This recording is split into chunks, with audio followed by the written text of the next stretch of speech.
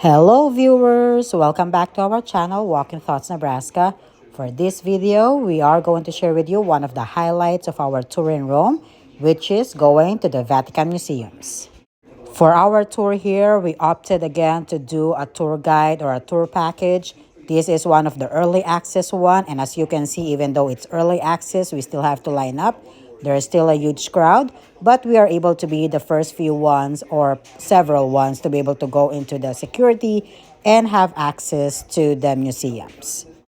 You don't have to be in a tour group to get into the museum. This is one of the public museums, so once you pay the entrance, you're able to get in. I believe they go on a different entrance though, so you just have to figure that out. We opted to go with the tour group because we want someone to be able to explain to us what all the art pieces will be.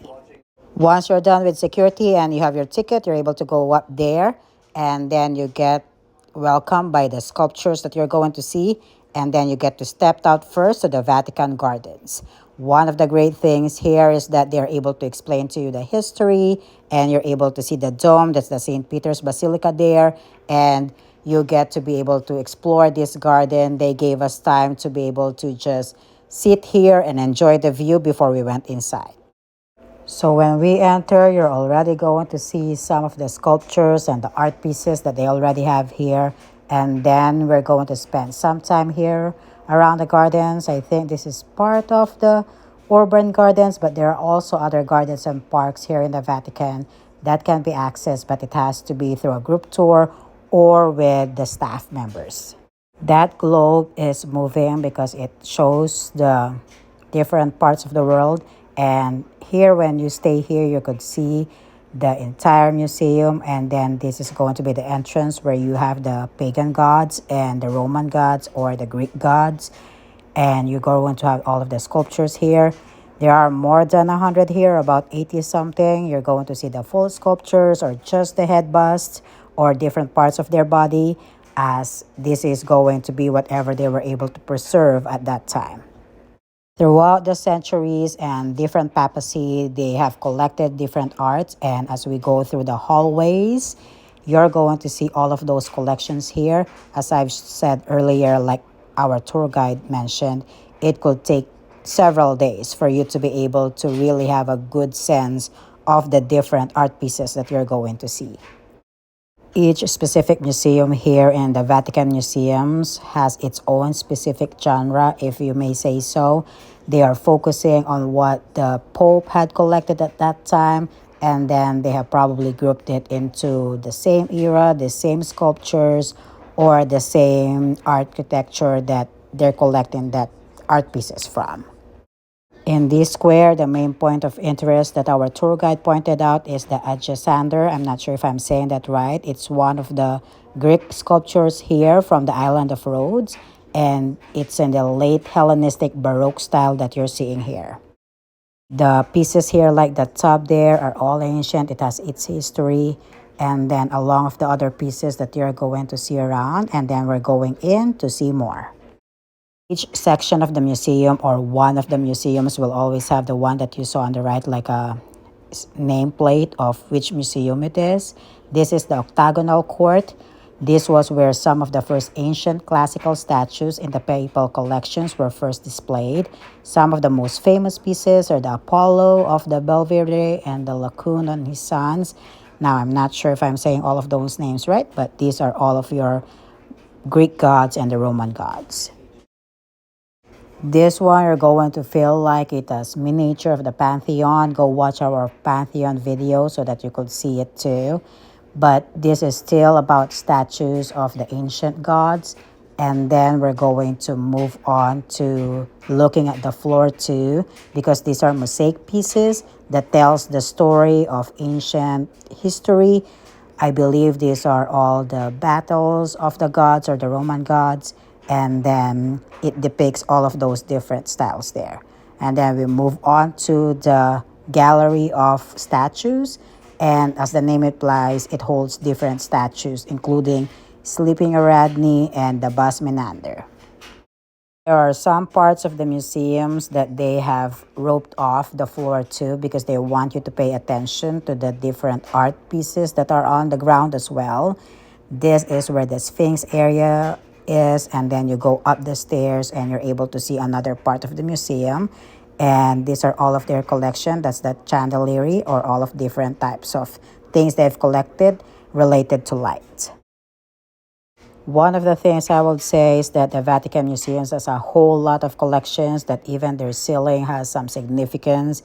And really, this is a feast to the eyes and it could be overwhelming at times. But since this is our first time here and we want to maximize all of the things that we want to see, we're trying to get in all of the information that we could and be able to remember all of these stories. This is still part of the Charamonti Museum, which is set out in the long loggia, which joins the small palace of Belvedere to the Vatican palaces. It is named after Pope Pius VII Charamonti and marks a very dynamic period in the history of Vatican collections. And you could just see the amazing collections that they have here. The arrangement you see here, it avoids isolating masterpieces so that they can be compared with minor works arranged around them. It shows the influence of the ideas of Quaramire de Quincy, arguing against French sequestrations, considering that works of arts could only be understood if they are displayed together.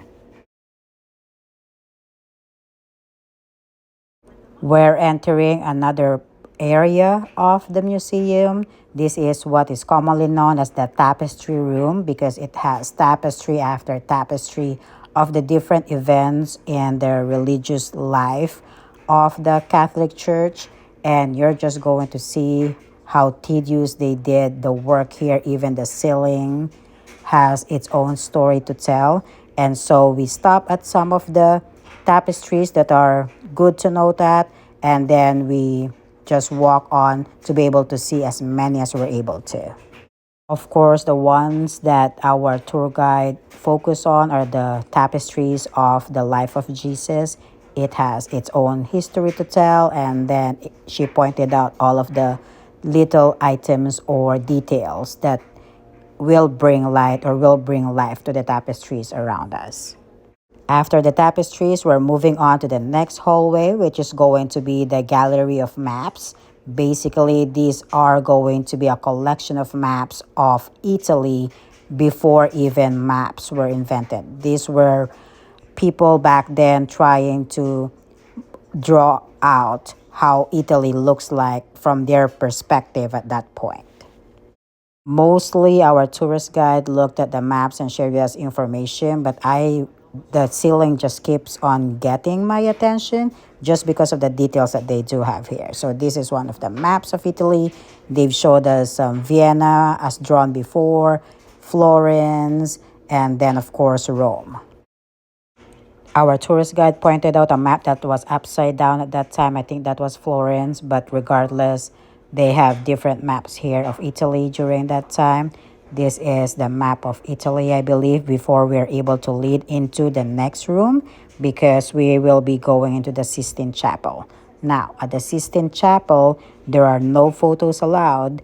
And so we're going to pass through this hallway. And then after this hallway, they're going to remind you that no photos or no videos at the Sistine Chapel. And so we're going to be respectful of that rule. This is the holding area where you're going to wait for your turn to go into the Sistine Chapel. It's not going to be more than 2 minutes, but they want us to be able to be quiet so that we could really immerse into the experience of seeing the great work of Michelangelo. This is when we exited the Sistine Chapel. We were respectful of their rule of no video and no cameras in there. We were just there enjoying and marveling at the work of Michelangelo. And then this is our turn to go out of the Vatican Museums. Then we're heading out to the St. Peter's Basilica, which is going to be another video. Thank you for joining us in this museum tour. Please remember to hit the subscribe button, like button, and notification bell as well. That way, whenever we have a new video, you'll be updated. We'll see you next time. Bye. Thanks for joining us.